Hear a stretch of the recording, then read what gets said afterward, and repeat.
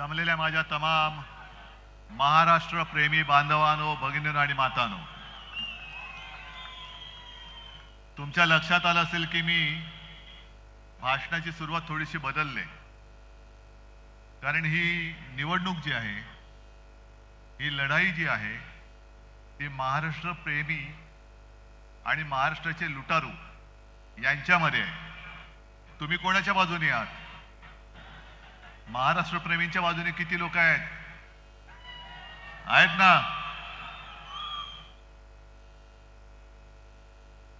लोकसभेच्या वेळेला आलो होतो, असंच सगळं भरलं होतं, पण दुर्दैवाने पराभव झाला. कसा झाला, का झाला, याचं उत्तर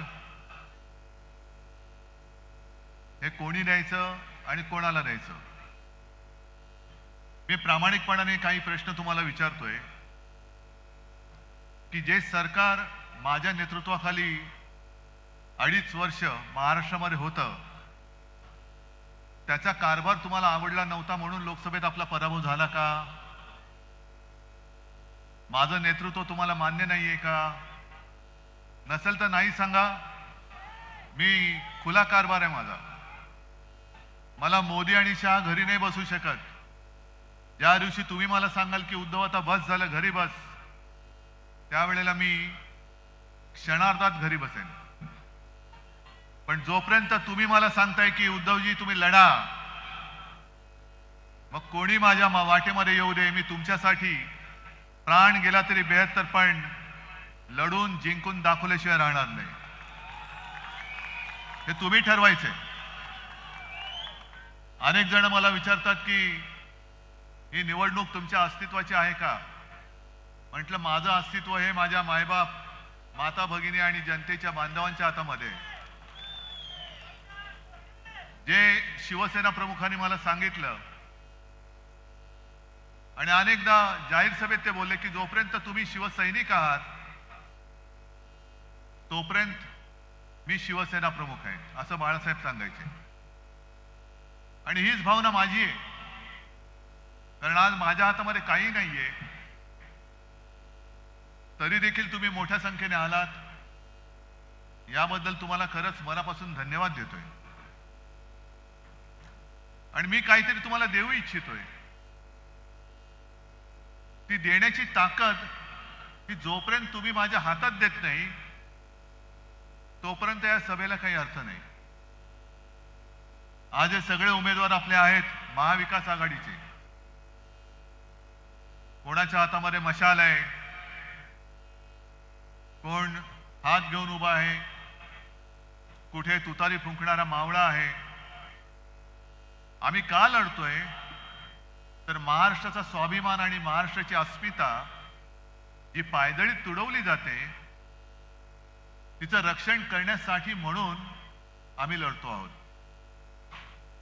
आज मोदीजी इकडे येऊन गेले आणि त्यांनी सांगितलं, त्यांचा बाकीचा म्हणजे मोदीजी काय बोललेत आणि देवेंद्र काय बोललेत त्यांच्या थापा अंबादासजींनी तुम्हाला सांगितल्या. पण विशेष म्हणजे मोदी साहेब जे बोलले की या जिल्ह्याचं नाव छत्रपती संभाजीनगर केलं, हे मिंद्याचं कौतुक त्यांनी केलं. शिवसेना प्रमुखांचं स्वप्न त्यांनी साकार केलं. पहिल्या प्रथम मोदीजी तुम्हाला सांगतो की बाळासाहेब बोलू नका, ते हिंदू हृदय सम्राट आहेत, होते आणि राहणार. ते तुमचे वर्गमित्र नव्हते, पण त्यांच्या आठवणीसाठी सांगतो की छत्रपती संभाजीनगर ह्या संपूर्ण जिल्ह्याचं नामकरण हे मी मुख्यमंत्री म्हणून माझ्या शेवटच्या कॅबिनेटच्या बैठकीत केलेलं आहे. ज्या वेळेला तुम्ही माझे गद्दार चोरून सुरतला ढोकळा खायला नेले होते तेव्हा मी मुंबईमध्ये मंत्रालयात बसून या जिल्ह्याचं नाव छत्रपती संभाजीनगर हे करून दाखवलं. बरं, हे तर ठीक आहे. जर मोदीजींचं म्हणणं असं असेल की छत्रपती संभाजीनगर हे नाव त्यांनी केलं, तर मग मला सांगा छत्रपती संभाजीनगर आहे कुठे? कुठे आलं हे? कारण जर का आपण मतदारसंघावरती लक्ष दिलं. लोकसभा मतदारसंघ औरंगाबाद, औरंगाबाद पूर्व, औरंगाबाद पश्चिम आणि औरंगाबाद मध्य. मग संभाजीनगर मोदीचे आहे कुठे? ज्या तत्परतेने तुमचा जो नोकर निवडणूक आयोग त्याने माझ्या पक्षाचं नाव चोरून दरोडेखोरांना दिलं, ती तत्परता अजून तुमचा नोकर निवडणूक आयोग माझ्या जिल्ह्याचं नाव छत्रपती संभाजीनगर करायला का तयार नाहीये? का नामांतर झालेलं नाही अजून? म्हणजे तुम्ही केलेलंच नाही आहात. अजूनही मतपत्रिकेवरती किंवा मतदारसंघाच्या यादीत ज्याचं नाव औरंगाबाद आहे, मग मोदीजी तुम्ही आज नेमकं कुठे येऊन गेलात? औरंगाबाद पूर्वमध्ये आला होतात की संभाजीनगर पूर्वमध्ये आला होतात? पट्टे तुम्हाला? बाळासाहेबांचं स्वप्न यांनी म्हणजे त्या दाढीवाल्यांनी पूर्ण केलं म्हणतायत. ठीक आहे, क्षणभर मानलं. मग हिंदू हृदय सम्राट बाळासाहेबांचं स्वप्न काय नवाज शरीफचा वाढदिवसाचा केक खाणं हे सुद्धा होतं का? जो तुम्ही जाऊन खाऊन आलात न बोलवता? की कधीतरी एकदा मी पाकिस्तानच्या पंतप्रधान पदाच्या वाढदिवसाचा केक खाऊन येईन, हे माझं स्वप्न आहे, असं काय तुम्हाला सांगितलं होतं? मग का गेला होतात पाकिस्तानात? बरं, महाराष्ट्रामधले उद्योग लुटून तुम्ही जे काय गुजरातला नेले आणि नेता आहात, हे शिवसेना प्रमुखांचं स्वप्न होतं का, जे मिंद्यांनी पूर्ण केलं? मी मुख्यमंत्री असताना आणि आपलं महाविकास आघाडीचं सरकार असताना याच संभाजीनगरमध्ये मेडिकल डिव्हाइस पार्क आणत होतो. कुठे गेला तो मेडिकल डिव्हाइस पार्क? कुठे? गुजरात. तुम्हाला कल्पना आहे मेडिकल डिव्हाइस पार्कच्या माध्यमातून किती जणांना रोजगार मिळाला असता? काय अंदाज आहे? मेडिकल डिव्हाइस पार्क आला असता इथे तर त्याला बाकीची जी काही उपकरणं लागतात, जसं बजाज आल्यानंतर अनेक जणांना रोजगार मिळाले, कारण छोट्या छोट्या काही गोष्टी त्याच्यासाठी लागतात, तसंच मेडिकल डिव्हाइस पार्क जो आम्ही छत्रपती संभाजीनगरमध्ये आणत होतो, तो जर का इथे आला असता तर माझ्या मराठवाड्यातल्या किमान 1,00,000 तरुणांना आणि तरुणींना त्याच्यामध्ये रोजगार मिळाला असता. किमान 1,00,000. तो तुम्ही घेऊन गेलात गुजरातला. आणि हिंदू हृदय सम्राटांचं स्वप्न म्हणून तुम्ही आम्हाला थापा मारता. छत्रपती शिवाजी महाराजांचा पुतळा तो तुम्हाला धड उभारता येत नाही. त्या पुतळ्यामध्ये सुद्धा पैसे खाणारी अवलाद तुमची, भाजप आणि मिंद्याची. तुम्ही छत्रपती संभाजीनगर हे नामकरण करू शकता, एक पुतळा धड तुम्हाला उभारता येत नाही. त्या पुतळ्यामध्ये सुद्धा पैसे खाल्ले. मी काल कोकणमध्ये गेलो होतो आणि तिथे एक मंत्री आहेत, केसरकर त्यांचं नाव. म्हणजे माणसं किती निर्लज्ज आणि निर्ढावलेली असतात. पुतळा पडल्यानंतर यांनी काय बोलले होते की वाईटातून काहीतरी चांगलं होईल. अरे गधड्या, महाराजांचा पुतळा पडलाय, त्याच्यातनं चांगलं होईल असं तुला वाटतं? म्हणजे ही एवढी सगळी मेलेल्या मनाची माणसं, ज्यांच्या मनामध्ये महाराजांबद्दल काही आदर नाही, प्रेम नाही, पुतळा उभारताना सुद्धा भ्रष्टाचार करतायत. तुमचं छत्रपती संभाजी महाराजांबद्दलचं प्रेम सुद्धा झोट आहे. मग आमच्याच काळामध्ये आम्ही इथल्या चिकलठाणा विमानतळाचं नामकरण जे केलं होतं, छत्रपती संभाजी महाराज चिकलठाणा विमानतळ, ते अजून का केलं नाही मोदीजी तुम्ही? काल मी गोव्याला गेलो होतो, गोव्याच्या विमानतळाचं नाव मनोहर पर्रीकरांचं केलं,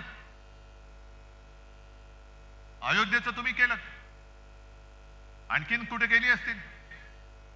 पण अजून देखील आता 5 वर्ष झाली तो ठराव मंजूर करून झाला, का माझ्या या विमानतळाचं नाव छत्रपती संभाजी महाराज विमानतळ करत नाही तुम्ही? सांगा ना आम्हाला.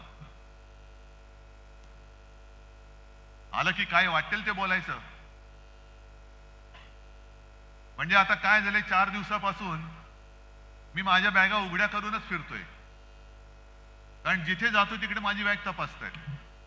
आज पण तपासली. ते तपासणीसाला मी सांगितलं, बघ रे बाबा, फक्त माझ्या बॅगेमध्ये एक साप आहे, त्याला हात नको लावूस, नाहीतर पुन्हा आमच्यावरती यायचं. मग त्यांना मी विचारलं की हे तुम्ही का तपासताय? नाही, आमची ड्युटी आहे. म्हटलं ड्युटी बरोबर, पण ड्युटी म्हणजे काय ड्युटी आहे? नाही, तुमच्या बॅगेत पैसे आहेत की नाही बघायचे. मग म्हटलं तुम्ही मोदींची बॅग तपासता का? म्हटलं काय साहेब सांगायचं तुम्हाला, त्यांच्या बॅगेमध्ये नुसत्या थापा असतात,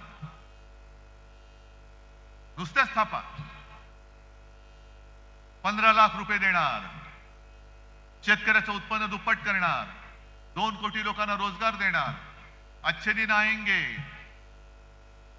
सगळ्या थापा गेले 10 वर्ष आम्ही ऐकतोय, तरी थकत नाहीये. थापा देऊन देऊन हा माणूस थकत कसा नाही, ही एक दैवी चमत्कार आहे. एखादा माणूस थापा मारून मारून कंटाळेल, थकेल, पण हे थकतच नाहीत. आणि मग ते जे काय म्हणतात की भगवान ने मुझे भेजा है, असू शकतं बाबा, की खोटं बोलून सुद्धा तुम्ही थकत नाहीत. ही काहीतरी वेगळी शक्ती आहे, वेगळा चमत्कार आहे. आज यांना आठवलं मिंध्याना आणि सगळ्यांना, 3 भाऊ, एक जॅकेट भाऊ, दाढी भाऊ, देवा भाऊ, आणि सगळे मिळून महाराष्ट्र खाऊ. यांची जी काय वृत्ती आहे, लुटेंगे और बांटेंगे, म्हणजे महाराष्ट्र लुटेंगे आणि दोस्तों को बांटेंगे, ही यांची खरी गोष्ट आहे. बटेंगे या कटेंगे वगैरे नाहीये. महाराष्ट्राला लुटणार आणि आमच्या म्हणजे त्यांच्या दोस्तांना वाटणार, वाटायचा, लुटायचा आणि वाटायचा, हे उघड उघड चाललंय. मग आपण छत्रपती शिवाजी महाराज की जय म्हणून जे काय बोलतो तिरिमिरीनी, आणि आपल्या महाराजांचा महाराष्ट्र आपल्या डोळ्यात देखत हे लुटून गुजरातला नेत आहे, तरी आपण काय चंड बनलो की काय एवढे की आपण गप्पच बसलेलो? गेल्या वेळेला लोकसभेला एक झाली चूक. अरे काहीतरी बरोबरी करायची होती. चंद्रकांत खैरेंसारखा माणूस जो मला आठवते कित्येक वर्षापासून आपली सेवा करतोय, निष्ठेने राहिला, त्या निष्ठेची कदर, त्याचा आदर म्हणून मी त्यांना उमेदवारी दिली होती. जसं इकडे उदयसिंग बसलेले आहेत, विकले नाही गेले ते, त्यांना सुद्धा खोके दिले असते, त्यांना सुद्धा धमक्या दिल्या असत्या किंवा दिल्या, पण निष्ठेला जागले ते. मान कापली तरी 72, पण मी इमान विकणार नाही. मग त्यांचा आदर किंवा त्याची काय किंमत आपण ठेवायची की नाही ठेवायची? कोणी तुम्ही मोठा केलेला माणूस खोके घेतो, तिकडे जातो, दारूची दुकानं काढतो, आणि आपण त्याला निवडून देतो. मला नाही पटलंय, खरंच नाही पटलंय. हे संभाजीनगर, हे छत्रपती संभाजीनगर शिवसेना प्रमुखांसुद्धा मला नाही वाटत हे पटलं असतं. पाठीमध्ये वार करणारी अवलाद, या शिवसेनेने यांना राजकीय जन्म दिला, यांना मंत्रिपद दिलं, आणखीन काय करायचं बाकी होतं?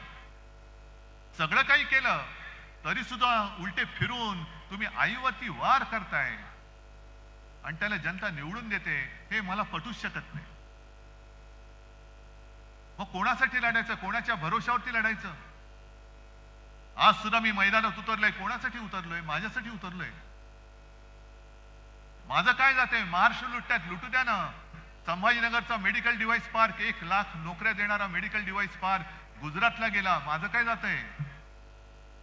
मुंबई अदानीच्या घशात घातले, जाऊ दे ना, मला काय त्याचं?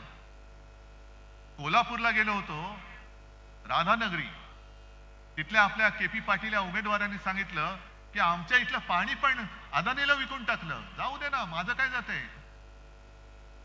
हे सगळं जाऊ दे ना, माझं काय जात नाही. एक दिवस आपण सगळेच जाऊ, सगळेच जाऊ,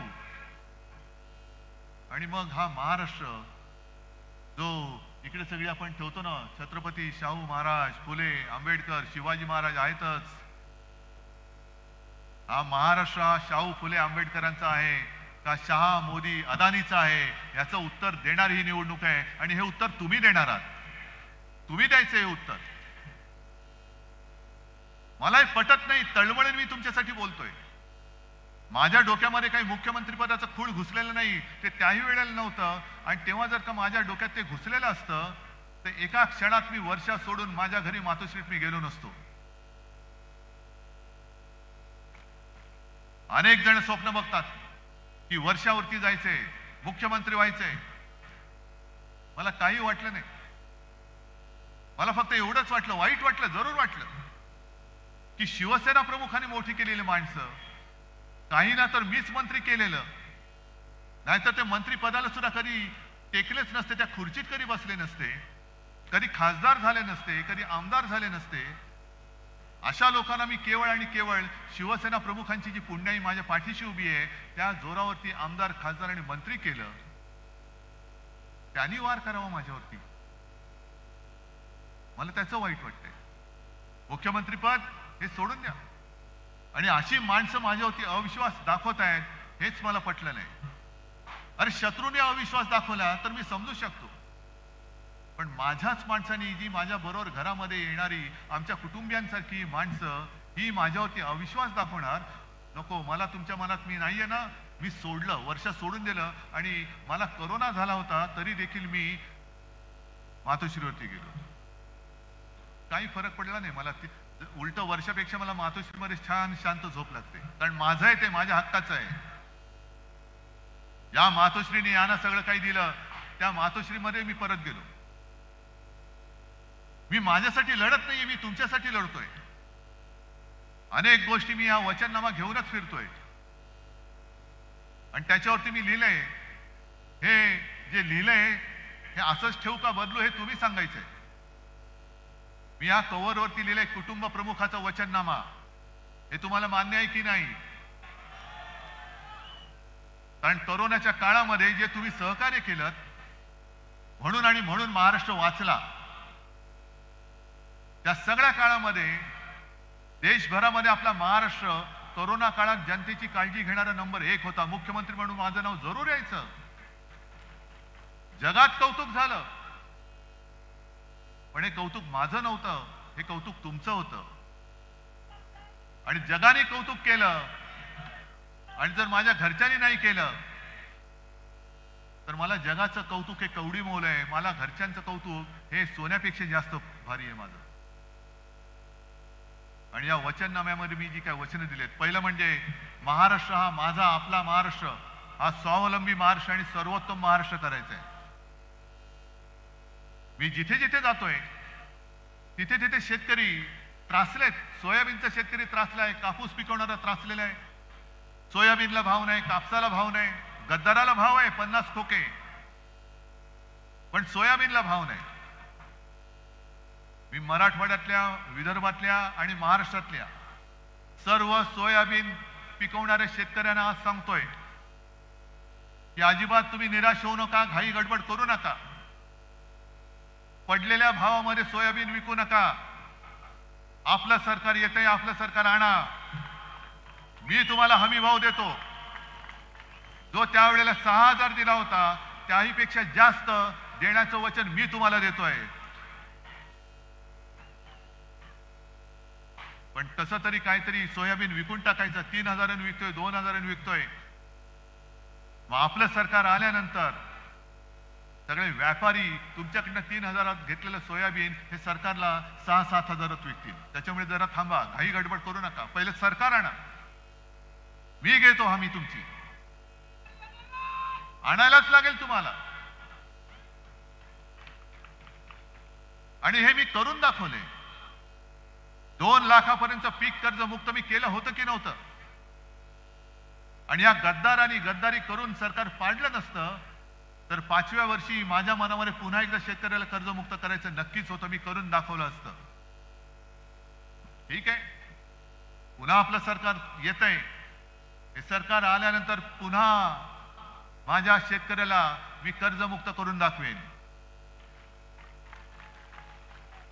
आणि जेव्हा आपण फिरत असतो तेव्हा काही काही गोष्टी घडत असतात, त्या नुसत्या बघून किंवा ऐकून सोडून द्यायच्या नसतात.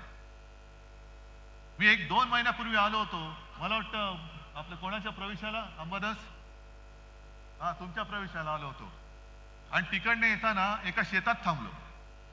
शेतात थांबले, मी आलो म्हटल्यानंतर शेतकरी सगळे धावत आले, पाया पडायला लागले की उद्धवजी तुम्ही आमचे देव आहात, तुम्ही आमचं कर्ज माफ केलं. म्हटलं बाबा मी देव नाही, मी माणूस आहे. उलट तुम्ही देव आहात, कारण तुम्ही आम्हाला अन्न देता. आणि मग तिकडे काही शेतमजूर महिला त्यांचं काम करत होत्या. मी गेलो त्यांच्याशी बोलायला लागलो. म्हटलं काय ताई बरं आहे का? ती बिचारी काम करत होती. हा बरं आहे. म्हटलं आता 1500 रुपये मिळतात, आनंद आहे ना? तिने माझ्याकडे बघितलं, मला म्हणाली 1500 रुपयामध्ये घर चालतोय वय? हे बघ म्हणे, माझ्या बाजूला पोर आहे माझं, याला शाळेत टाकायचंय, फी कुठून आणू? 1500 रुपयामध्ये शाळेत ऍडमिशन नाही मिळत. माझ्याकडे काही शब्द नव्हते, पण समाधान मला एका गोष्टीचं वाटतं की अंबादास आणि दुसरे कोणी ती जबाबदारी कोणी घेतली? तालुका प्रमुख भालेकर, आनंद भालेकर तालुका प्रमुख यांनी सांगितलं की साहेब काळजी करू नका, याची ऍडमिशन मी करून देतो. आणि त्यांनी ऍडमिशन करून दिली.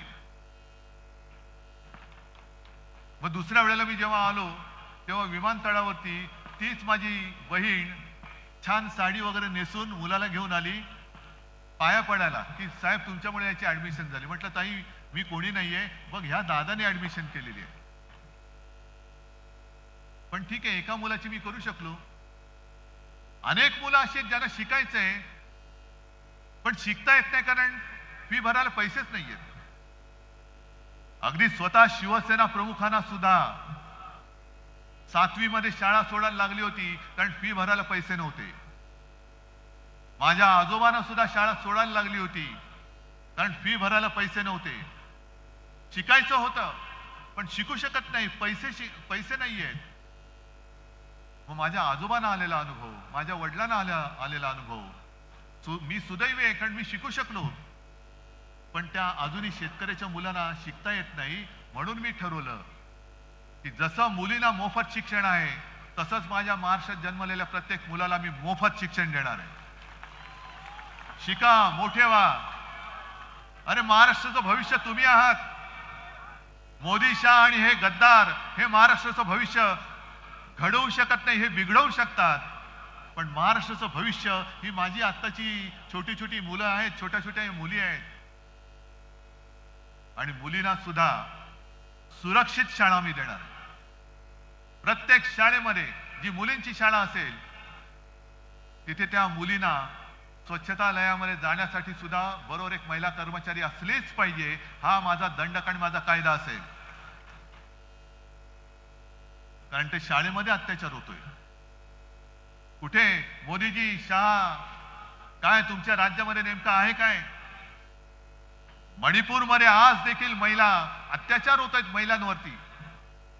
गेल्या आठवड्यामध्ये सुद्धा एका 31 वर्षीय आदिवासी महिलेवरती, जी 3 मुलांची आई, घरामध्ये घुसली लोक, अत्याचार केला आणि तिला जिवंत जाळून टाकलं. आणि मोदी बाबा इकडे येऊन महाराष्ट्रामध्ये प्रचार करत होते, तेव्हा अमित शहा इकडे येऊन महाराष्ट्रामध्ये प्रचार करत होते. लाज वाटली पाहिजे आम्हाला की देशाचा कारभार सोडून महाराष्ट्र जिंकण्यासाठी पंतप्रधान म्हणून नव्हे तर भाजपाचे स्टार प्रचारक म्हणून इकडे फिरतात आणि मतं मागतायत. हा जो काही एक जो आक्षेप आहे तो माझा हा आहे. माझी बॅग तपासली, तपासा, पण मोदींची सुद्धा बॅग तपासली गेलीच पाहिजे. का नाही तपासायची? माझं हेलिकॉप्टर अडवा, पण एखाद्या वेळेला आमच्यासाठी मोदींचं विमान का नाही तुम्ही अडवू शकत? आज जशी माझ्याकडे इकडे जनता जमलेली आहे, मोदींसाठी पण जमली असेल. भाड्याने आणली असेल नसेल मला माहिती नाही, पण असेल. पण आमचं पण ऐकायला लोक येतात ना, थांबतात तासन तास. संध्याकाळची सभा असली तरी दुपारी 2 वाजल्यापासून लोक येऊन थांबतात. जेवण नाही, खाणं नाही, पिणं नाही, ताण भूक काही नाही, तरी सुद्धा लोक येऊन माझ्यासाठी थांबतायत. मोदीजी, हे भाग्य, हे नशीब, हे माझ्या वडिलांच्या पुण्याईमुळे मला लाभलेले आहे.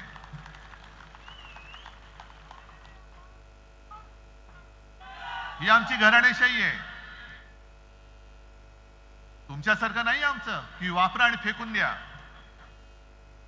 आज आम्ही काँग्रेस आणि राष्ट्रवादी सोबत आलोय. का आलोय? तुमची हुकुमशाही गाडायला आलेलो आहे. तुमचा भ्रष्ट कारभार गाळायला आलेला आहे. ही मशाल घेऊन तो भ्रष्ट कारभार जाळायला आलेला आहे. सगळीकडे भ्रष्टाचार भ्रष्टाचार भ्रष्टाचार. अरे संभाजीनगरच्या पिण्याच्या पाण्याची जी योजना होती, मी मुख्यमंत्री असताना मला जेव्हा कळलं की महापालिकेकडे पैसे नाहीत, मी तात्काळ ती योजना सरकारकडे घेऊन सरकारकडनं मी तुम्हाला करून देत होतो. छत्रपती संभाजीनगर या शहराची पाणी योजना ती कितीची होती? 1700 कोटी. आता किती झाली? 2800 कोटी. तरी सुद्धा झाले. म्हणजे यांची सगळी कॉन्ट्रॅक्ट जी आहेत, हा विकास विकास विकास म्हणून जे बोंबलत आहेत, हा विकास जनतेचा नाही, हा विकास त्यांच्या कॉन्ट्रॅक्टर मित्रांचा आहे. टेंडर वाढवायची, पैसे वाढवायचे, सरकारच्या तिजोरीतून पैसे काढायचे, कॉन्ट्रॅक्टरला द्यायचे आणि त्यांच्या माध्यमातून आपण खाऊन फस्त करायचे. हा असा कारभार हा तुम्हाला मान्य असेल तर द्या बाबा, त्यांना मत द्या, आम्ही मोकळे होतो. आहे हा तुम्हाला असा सगळा भ्रष्ट, नीतीने भ्रष्ट, म्हणजे आरोप करायचे आणि त्यांच्याकडे आल्यानंतर धुवून पुसून साफ करायचा, हे असा दुतोंडीपणा हा मला नाही कधी शिवसेना प्रमुखांनी शिकवला. आमच्यावरती जेव्हा तुम्ही आरोप करतायत, अमित शहा आरोप करतायत की 370 कलमला विरोध करणाऱ्यांच्या बरोबर तुम्ही बसलात, म्हणजे कोणाबरोबर बसलो? अहो 370 कलम काढलं तेव्हा शिवसेनेने तुम्हाला पाठिंबा दिला होता. तुमचं कौतुक आज सुद्धा आम्ही करतोय.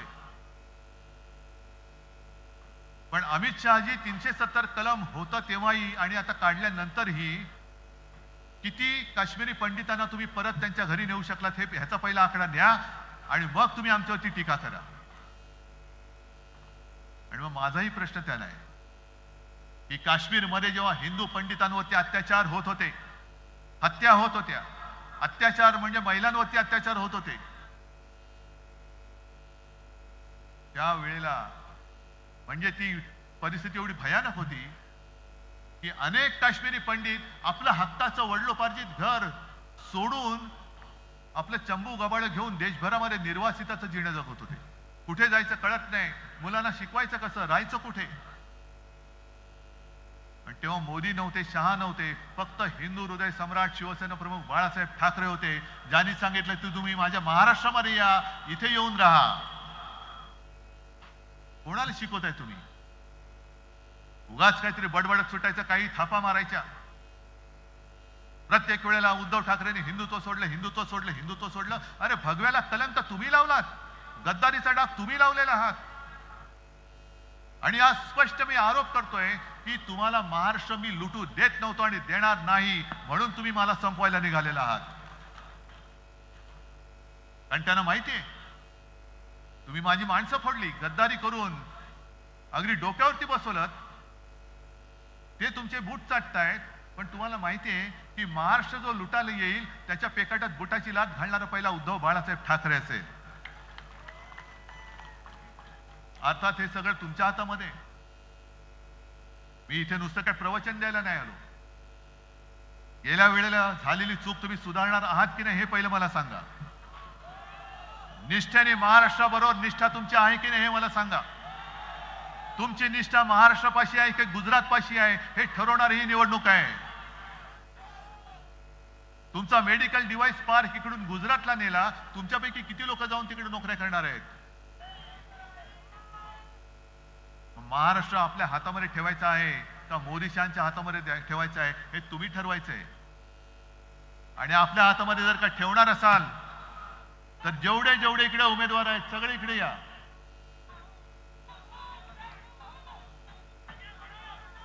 हे सगळे उमेदवार, या सगळ्यांच्या विजयाची जबाबदारी मी तुमच्यावरती देतोय. आहे हिम्मत? देताय वचन? आणि त्या दोघांना, मोदी शहा आणि त्यांच्या या चेला चपाट्यांना, मिंदेना, अजित पवार आणि देवेंद्र फडणवीसांना दाखवून द्या की महाराष्ट्र हा गांडुळाची पैदास करणारा प्रदेश नाहीये.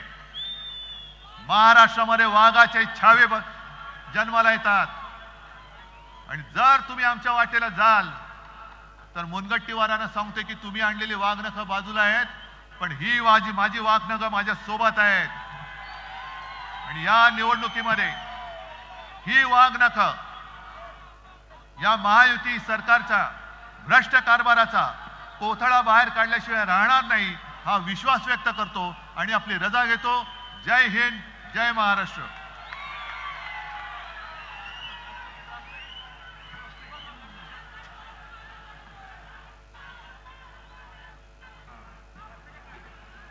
संविधान बचाव समितीच्या वतीने राजू शिंदे, बाळासाहेब थोरात यांना पाठिंबा देण्यात आले. त्यांचे आभार. या ठिकाणी राजू वैद्य महानगर प्रमुख हे आभार मानतील. माननीय उद्धवजी ठाकरे साहेब व सर्व महाविकास आघाडीच्या नेत्यांचं, नागरिकांचं या ठिकाणी मनापासून आभार व्यक्त करतो. राष्ट्रगीतासाठी सगळ्यांनी उभा राहायचंय. राष्ट्रगीत शुरू करेंगे. शुरू कर.